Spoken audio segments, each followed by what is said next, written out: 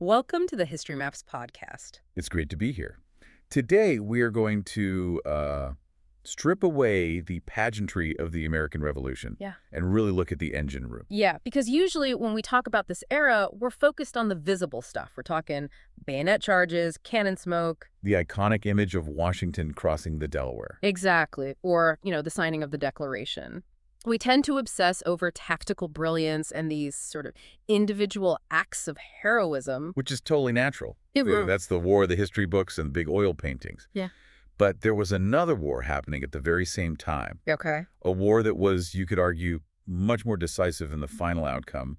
And we're calling this the Invisible War. The Invisible War. It sounds a bit mysterious, almost like espionage or something. Well, it wasn't fought with muskets or sabers. It was fought with wagons and barns and barrels of salted beef. And dusty ledger books. And dusty ledger books. It was this relentless day-in, day-out struggle against distance, weather, spoilage, and, of course, disease. So the premise we're unpacking today is that the American Revolution wasn't just won on the battlefield. It was actually won and lost in the back office. That's it. We're doing a deep dive into the logistics of the war. I think for a lot of people, the word logistics is, it's a word that induces a mild coma. It just sounds like spreadsheet work. It does. It sounds dry. But looking at the sources you've brought, the stakes here were literally life and death every single day. Absolutely. To really get why this matters so much, you have to shift your perspective. Don't visualize a soldier as a hero holding a musket or, a piece on a game board. Okay, so how should we see him? Visualize him as a biological machine, as a consumer. A mouth that needs feeding, a body that needs to be kept warm. Exactly. Every single day, that soldier requires, by regulation, 1 pound of beef and 1 pound of bread. That's the fuel to keep that machine running. Right. Now multiply that by 10,000 men. Then add the horses, which eat even more. And then you have to realize you're operating in a wilderness with terrible roads, freezing winters, and no supermarkets. And if you fail to get that 1 pound of beef to him, what happens? He doesn't just get grumpy, he gets weak. His immune system starts to crash, he gets sick, and eventually he either deserts to go find food or he dies. And just like that, without a single shot being fired, your army simply ceases to exist. It melts away. So the mission for this deep dive is to really unpack how two very different armies, the massive professional British Empire and the scrappy, disorganized Continental Army, how they attempted to solve this impossible math problem. It's a tale of two systems, then. It is. One that was the gold standard of the 18th century but just failed to adapt, and one that started as a complete chaotic mess and, it had to learn survival skills on the fly. Okay, so let's start with the heavyweight in the room. The British Empire. This is section 1, the British logistics machine. Right. And to understand the British situation, you just have to look at a map. The common perception is that the British were the superpower. They had the money, they had the Royal Navy, they had centuries of experience. They should have just crushed the rebellion by outsupplying the Americans, right? It seems like it should have been easy. It seems that way. And looking at the numbers, the scale of their operation is just staggering. I mean, I have a data point here. In 1780, Britain was maintaining over 92,000 troops overseas. 92,000. And that's not just in the colonies. That includes Florida, the Caribbean, Canada. It's a massive global corporate operation. And their system, on paper at least, was sophisticated for the time. Oh, it was the epitome of efficiency by 18th century standards. You had the Treasury Board, the Navy Board, the Victualling Board, a whole bureaucracy designed to project power across the globe. There's always a but. But they were facing a strategic challenge that no nation had ever really faced before on this scale. The Atlantic Ocean. We call this the problem of the 3,000-mile screwdriver. I love that image. The idea of trying to turn a screw in New York from a workbench in London. And the handle of that screwdriver is the Atlantic. It's wobbly, it's unpredictable. I mean, imagine you're a British general in New York. Let's say you're General Howe. It's October, the leaves are turning, and you realize you need winter coats for your men. A pretty basic requirement for an army in the Northeast. A very basic need. So you sit down and you write a letter. You draft a request to the Treasury Board in London. And that letter has to go on a sailing ship. A sailing ship, which takes, on average, 2 to 3 months to cross the ocean? And that's if the winds are favorable. Okay, so the letter arrives in London maybe in December or January. And it doesn't get opened right away. It goes into a queue. The bureaucrats then spend a month or so debating the cost, checking the ledgers, getting the approvals. Then they have to find a contractor to actually make the coats. And then find a ship that's available to carry them. Yeah. Then you have to load the ship, wait for a convoy to assemble for protection. And then that ship has to sail all the way back. Another 3 to 4 months. So in the absolute best case scenario, you're looking at a 6-month turnaround. But usually, given all the inefficiencies in the weather, It was closer to a year. it was often closer to a year. So by the time your winter coats arrive for your army, it's July. Exactly. The communication lag wasn't just an inconvenience, it was debilitating. It created this total disconnect between the reality on the ground in America and the plan being made in a London office. The British were always fighting the war of last year's requirements. Perfectly put. And that assumes the stuff actually arrives intact. Which brings us to the food, the victualling of the army. Right, because the British Army couldn't just pop down to the local American market, could they? No, not really. I mean, they did forage for some food, but they were largely in hostile territory. They couldn't rely on the local economy for sustained supply. So almost everything, the beef, the pork, the bread, the peas, the oatmeal, it all had to be shipped from Europe. All of it. And the central hub for this entire operation was Cork, Ireland. Why Cork? What was special about it? 2 things, really, geography and cows. Cork has this massive natural harbor, one of the best in the world for assembling large convoys of ships. And it was right next to the source. Exactly. Right next to the lush Irish pastures that produced the beef and pork the army absolutely ran on. So the system was Irish farmers raise the cows, contractors in Cork slaughter and barrel them, and the Royal Navy ships them to America. It sounds efficient on paper, very Yeah. streamlined. It does. But this is where that paper tiger idea really comes into play. Because the reality of the packaging was, it was a nightmare. A complete disaster of quality control. Yes. You have to remember the technology of the time. We're talking about simple wooden barrels. They're held together by iron or sometimes just willow hoops, and they're filled with meat and brine salt water. And the brine is the key. That's the preservative. It's everything. If the brine leaks out, the meat rots. End of story. And the sources say the contractors were, well, let's just say they were cutting corners. To put it mildly, they were often using greenwood, unseasoned timber. When you make a barrel out of greenwood, it still has a lot of moisture in it. Okay. Now, you put that barrel in the hold of a ship. It travels through the humid, warm, tropical waters of the mid-Atlantic. Then it hits the freezing North Atlantic storms. The wood dries out, and it shrinks. And when the wood shrinks, the staves, the wooden planks of the barrel, they separate. And the brine leaks out. So you open that barrel in New York 3 months later, and you don't find preserved beef. You find a mass of putrid, dry-rotted meat. It was inedible. The data on this is just horrifying. I was reading a report from a 1775 convoy. 7,000 barrels of flour arrived in Boston. The army was desperate for it. Desperate. But upon inspection, 5,000 of them were condemned immediately. 5,000 out of 7,000. Just think about that for a second. Yeah. That's a failure rate of nearly 75%. Can you imagine a modern company where 3/4 of your inventory is destroyed before it even reaches the customer? You'd be out of business in a week. Instantly. And it wasn't just accidents or bad wood. It was active, deliberate corruption. Oh, yes. The light barrels. This is one of those little details that makes you realize human nature really hasn't changed all that much. So what was the scam? Well, the contractors are often paid by the barrel or by a weight that was calculated from the barrel count.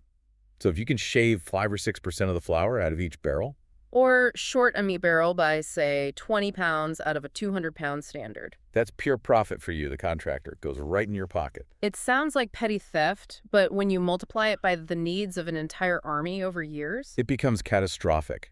The planners in London are looking at their ledger books, and they say, okay, we sent enough food to feed 12,000 men for 5.5 months. General Howe is fine, no problem. but on the ground, in Boston or New York, Because of the spoilage, the leakage, and the outright theft, that 5 months of flour might only last 47 days. and this explains so much about the behavior of the British generals. You know, we often criticize generals like Howe or Clinton for being too cautious, too slow. Right. History paints them as timid. We look at the maps and we say, why didn't they attack? Why were they so slow to pursue Washington after a victory?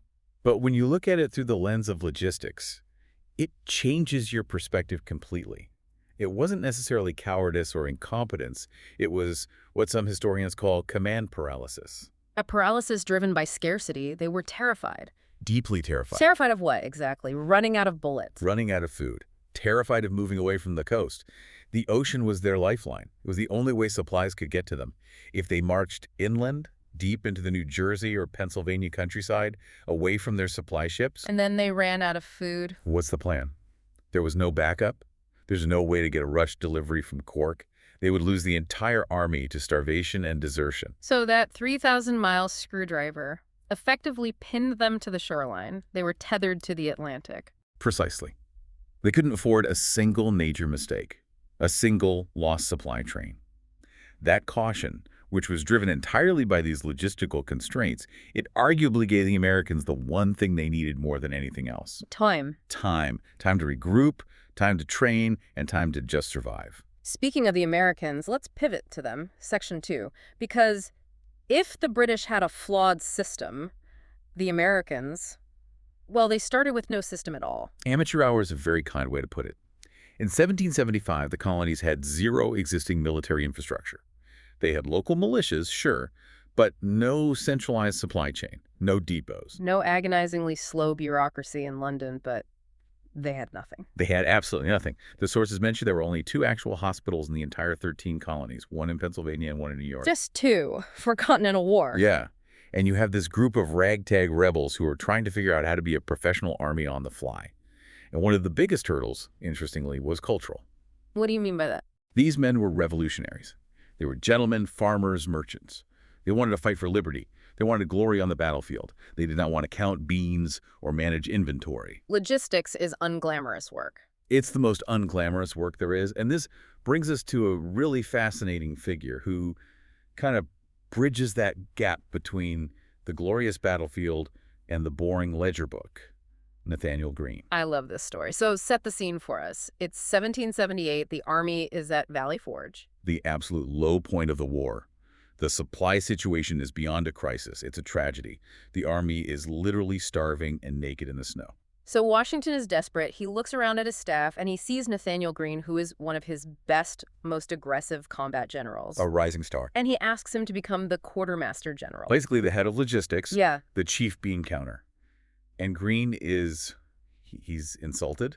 He hates the idea. He sees it as a demotion. He actually wrote a letter, and the quote is amazing. He said, "Whoever heard of a quartermaster in history as such?" You can just feel the indignation. He's saying nobody writes history books about the supply guy. He wanted glory. He wanted to lead the charge. But Washington knew better. Washington knew he needed a genius in the back office more than he needed another general on the front line. He needed someone with a mind for organization, for detail, for systems.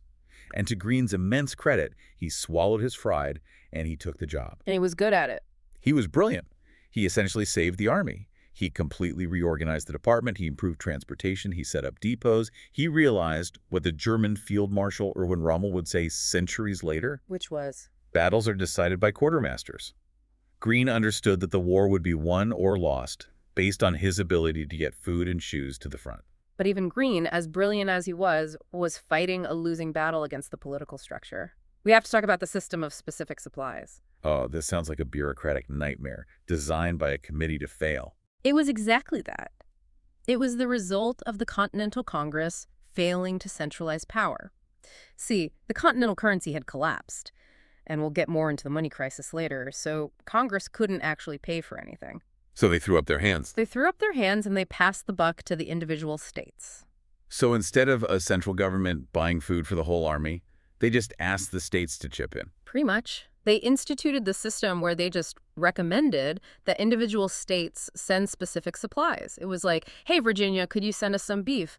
Hey, Massachusetts, we could really use some shoes. Pennsylvania, how about some flour? And since it was just a recommendation, it was a complete disaster. Washington himself called it a timid kind of recommendation. Some states complied, others didn't. Some said the wrong things at the wrong time. There was zero coordination. It's like trying to run a Fortune 500 company where every department just buys whatever they feel like whenever they feel like it and hopes it all works out. It was chaos. And the waste. The waste was just heartbreaking. Right, because I read that sometimes supplies would actually get sent, but because there was no system to receive them, they'd just get dumped. That's the real tragedy of it. A state, say North Carolina, would finally scrape together a wagon train of uniforms. A huge effort. The wagoners would drive for weeks to a designated drop-off point, some random crossroads. But because communications were so bad? There was nobody there to take the goods. No quartermaster, no depot, nothing. So what did the wagoners do? They're not going to wait around forever. Of course not. They want to go home. So they just dump the crates of uniforms in a barn, in a field, and they leave. And months later? Months later, some officer would stumble upon that barn. But by then, the uniforms had been completely destroyed by mildew, by rats, by moths, just piles of ruined cloth. Well, the soldiers, maybe just a few miles away, were marching barefoot in the snow, literally wrapping their feet in rags. Precisely. It wasn't always a lack of resources in the country itself.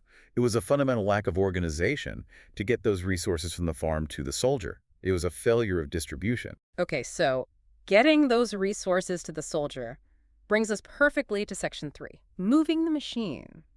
Let's talk about transportation. And the unsung hero, and in many ways the villain of the war, the horse. We take trucks and trains for granted today. But a horse isn't a truck. You can't just park a horse in a garage and turn it off. No, it's a living engine.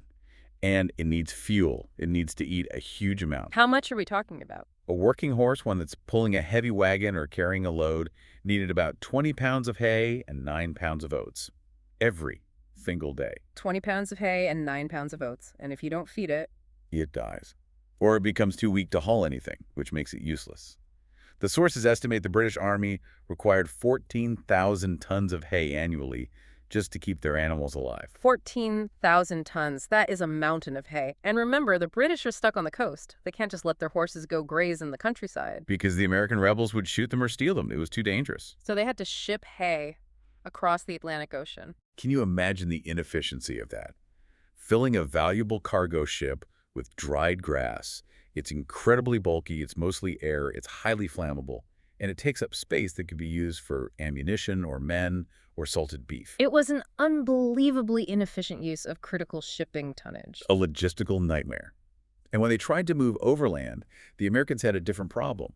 The roads. Or the complete lack of roads. Exactly. American roads were often just mud tracks, little more than forest paths. The heavy European-style wagons that the British used would sink up to their axles in the mud. So the Americans had to adapt. They couldn't rely solely on these big, clunky wagons. They couldn't. So they used something called bat horses. Bat horses. Which is just an old term for pack horses. They would organize their provisions into brigades of pack horses. It's a much more flexible and agile system for rough terrain. Right, because a horse can step over a fallen log or pull its hooves out of deep mud much more easily than a wheeled wagon can. It can go where wagons can't.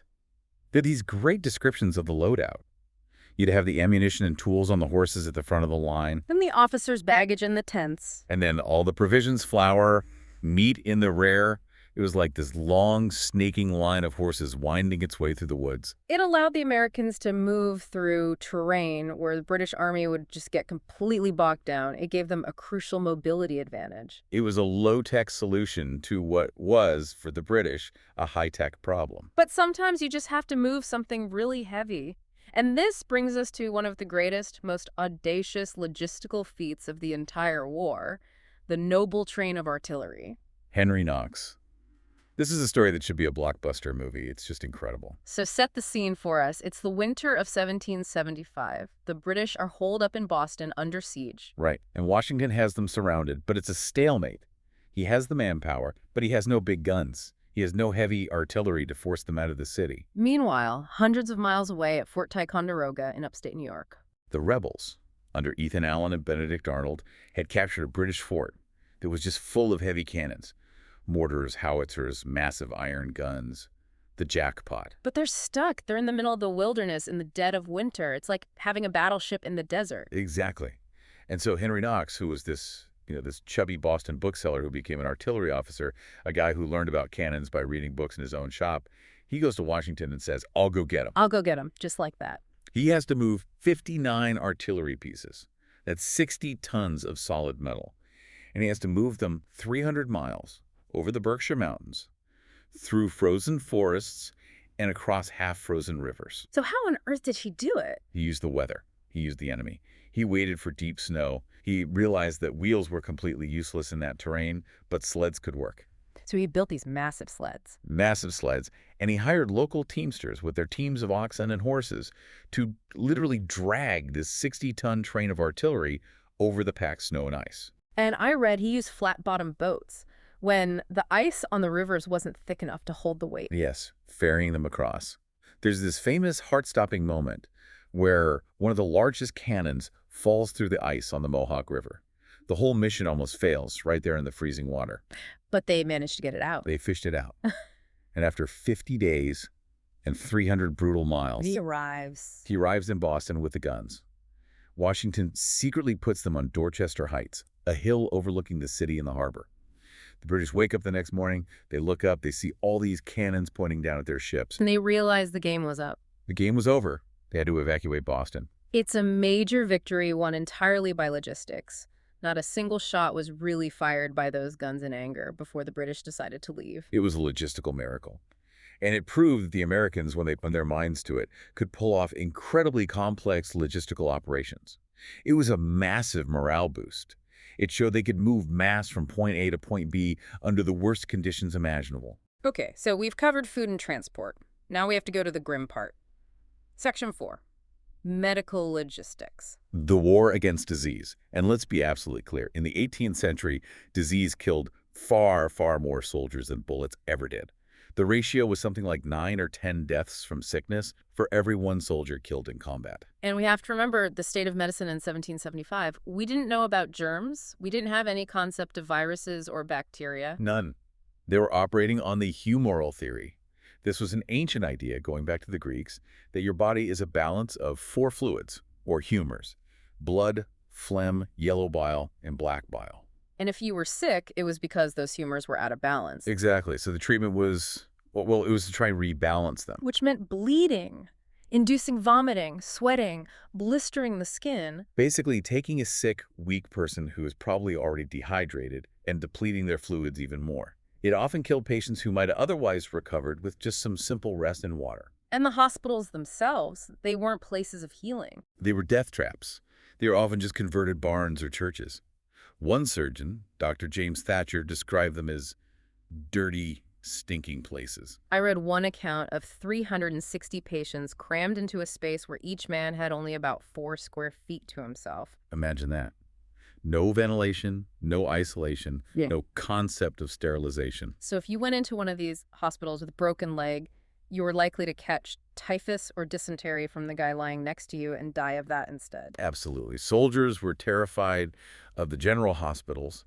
They actually preferred the regimental hospitals, which is basically just staying in a tent with their friends from their own unit. Because at least their friends would take care of them and they wouldn't be breathing the concentrated infection of the main ward. Right. But the Americans did innovate. They created something called the flying hospital. That sounds very science fiction. It does, but it was actually the direct precursor to the MASH unit you see in later wars.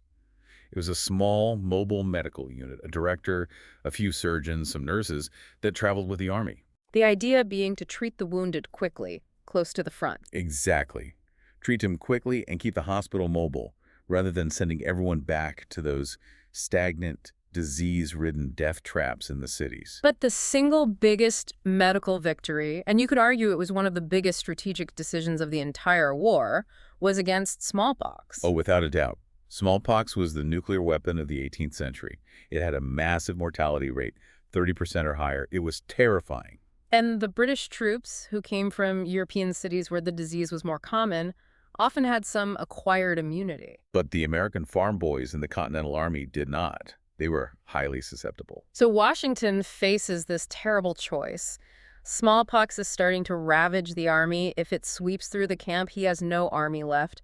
The revolution is over. He makes an incredibly bold and risky decision.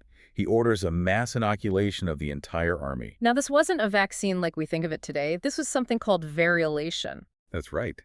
They would take live smallpox virus piss from an infected person's sore make, a small incision in a healthy soldier's arm, and deliberately infect them with the disease. That sounds absolutely insane. You're intentionally giving your entire army a deadly disease. It was a massive calculated risk. The idea was that it gave you a much milder case of the disease than if you caught it naturally. You'd be sick for a few weeks, but you would usually survive and then be immune for life. But the risk was that you could still die from the inoculation, or you could accidentally start a full-blown epidemic among the civilian population. And crucially, while the Army was sick and recovering, they were completely vulnerable. They couldn't fight. So Washington had to time it perfectly during lulls in the fighting. He essentially had to take his entire army offline, inoculate them in secret, wait for them to recover, and then get back to the war. It was the first mass inoculation in military history. And it worked. It absolutely saved the Army. If smallpox had been allowed to run rampant, the revolution would have collapsed in 1776 or 1777. It's one of Washington's most underrated and brilliant achievements. And there are other smaller innovations, too. I was reading about a Dr. James Tilton. Yes, Tilton was an American surgeon who looked at the crowded, stinking hospitals and realized that the bad air seemed to be the problem. He didn't know about airborne pathogens, of course, but his observation was correct. Stagnant air killed people. So what did he do? He designed these specific log huts for the sick. And the key innovation was a hole in the roof, like a smoke hole in a Native American wigwam. For ventilation. For ventilation, Right. to let the bad air, the contagion, escape. He also insisted on separating patients with different types of fevers. It was a primitive form of isolation and ventilation, and the records show it drastically reduced mortality rates in his hospitals. A structural solution to a medical problem. It is amazing how they stumbled upon the right answers sometimes, even with completely wrong theories about why they worked. Desperation is a great innovator. It truly is. And speaking of desperation, let's talk about money. Section 5. Because you can't buy beef or wagons or medical supplies without money. And the Americans didn't have any. Or rather, they had way too much of the wrong kind. The Continental dollar? Not worth a continental. That phrase entered the language for a reason. The Continental Congress had no power to tax the states, so to pay for the war, they just did the only thing they could do. They printed paper money. They printed more and more and more of it, with absolutely no gold or silver to back it up. And that leads to inflation. Hyperinflation, the value of the currency just collapsed. By 1780, it was practically worthless. So put yourself in the shoes of a farmer in Pennsylvania. A Continental quartermaster rides up to your farm and offers you a stack of these paper dollars for your prize cow. You say no. You say absolutely not, because you know that by the time you ride to town, that paper will be worthless. It's just paper. But then, an hour later, a British officer comes along, and he opens his purse and shows you gold guineas. Real hard currency. I sell to the British. Every time. It wasn't that these farmers were all traitors, necessarily. No, they were just trying to survive. They had families to feed. This created a terrible crisis where the American army was literally starving in a land of plenty because they couldn't buy the food that was growing in the fields all around them. And it wasn't just farmers. The wagoners, the truck drivers of the day, they refused to work. Of course. Why would you undertake a dangerous month-long journey, hauling supplies, risking your horses and your own life, if the paycheck you get at the end won't even buy a loaf of bread? The entire logistics system just ground to a halt because the financial system had completely collapsed. It did. So what changed? Because they obviously did find a way to win the war. 2 words. The French. The French connection. When the French army arrived, specifically the sources under General Rochambeau, they brought something with them that the Americans hadn't seen in years. Hard currency. Chests and chests of gold and silver coin. That must have been a complete game changer. It was night and day. Suddenly, the French could buy anything they wanted. Farmers were lining up to sell to them. They had ample supplies, fresh food, healthy horses, often while the American soldiers were starving in the camp right next to them. And that French money is what allowed for the Yorktown campaign, the grand finale of the war. Absolutely. The plan was to move 2 armies, the American Army and the French Army, from New York all the way down to Virginia to trap the British General Cornwallis. That is a massive logistical undertaking, hundreds of miles. And they used what was called a magazine system, right? Yes, a leapfrog system. Instead of trying to carry all their food and fodder with them, which would slow them down to a crawl, they used that French gold to buy supplies and pre-position them. They set up depots along the route. Exactly. Depots, or magazines, all along the line of march. So the army would march for a few days until they reached a depot, they'd eat, they'd resupply, and then they'd march to the next one. It sounds like a modern military operation. It was incredibly sophisticated for its time. And it was the moment the American logistics finally matured from that amateur hour at the beginning of the war into a truly professional machine, capable of moving a combined international force to deliver the final knockout blow. Which leads us perfectly into our final section, Section 6, Analysis. Let's look at how logistics really did decide the war. And we have two perfect case studies here, Saratoga and Yorktown. Let's start with Saratoga, 1777. This is often called the turning point of the war. But the question is, why did the British gentleman Johnny Burgoyne, lose? He was marching south from Canada, trying to cut the colonies in two. A classic military strategy. But he stretched his supply line until it snapped. He was getting deeper and deeper into the New York wilderness, further and further from his base in Canada. And the Americans were making it worse for him. They were burning bridges, felling trees in his path, doing everything they could to slow him down. And slowing him down meant he was eating more food while covering less ground. It's a simple caloric equation. He ran out of food, he ran out of reserves. He was stuck. Completely stuck. He couldn't retreat because he didn't have the supplies to make it back to Canada. He couldn't advance. He was forced to surrender his entire army, essentially because he was hungry and trapped. A major American victory caused not by a brilliant charge, but by the complete failure of British logistics. Exactly. And then you flash forward to Yorktown, the end of the war. We usually think of Yorktown as a great battle, but it wasn't really. It was a siege. It was a logistical stranglehold. Cornwallis was trapped on a peninsula with his back to the sea. He wasn't worried initially. His plan was to just wait for the British Navy to arrive. To bring him supplies and reinforcements. That was his lifeline. The Royal Navy would save him, as it always had. But the French Navy got there first. The French fleet, under Admiral de Grasse, sailed up and blocked the entrance to the Chesapeake Bay. They cut the supply line. And this is the crucial point. The French Navy didn't just fight a naval battle. They interdicted the logistics. Once Cornwallis realized he couldn't be resupplied by sea, He knew he was done. The game was over. He surrendered. So in both of these decisive moments, Saratoga and Yorktown, the losing armies surrendered because their supply line was cut. Precisely. The shooting was almost secondary to the starving. And looking at the big picture, the overarching theme here seems to be the British failure to adapt. They absolutely failed to adapt. They tried to run a European-style war in the American wilderness. In Europe, you have good roads, you have dense towns to build your soldiers in, you have established depots. In America, you have forests and mud. And they depended on these massive, slow, vulnerable supply trains that were perfect targets for American militia. And they never solved what we'd now call the host nation support problem. Not at all. They assumed the loyalists, the Americans who still supported the king, would rally to them and feed them. But they constantly alienated the local population. Their soldiers stole food, they paid in worthless receipts, which just made the locals hate them. So they could never rely on local resources. They remained tethered to those ships from England. And that tether was just too long and too fragile. 3,000 miles was just too far. It was too far. So let's wrap this all up. We started by calling this the Invisible War. And I hope now, after this discussion, it's a little bit more visible to everyone. The war wasn't just Washington versus Cornwallis. It was the Quartermaster versus the Atlantic Ocean. It was Nathanael Greene versus the mud. It really is the story of the evolution of the American Army. They started as a disorganized mob that literally could not feed itself, and they ended as a professional force capable of the incredibly complex logistics of that Yorktown march. And they did it while being bankrupt, riddled with disease, and chronically under-equipped. It's arguably a greater and more impressive feat than any of their battlefield victories. So here's a final thought for you to chew on. We often like to compare history to the modern day. Right. Think about the British Empire in this story. They were the high-tech superpower of their day. They had the best ships, the most money, a professional army.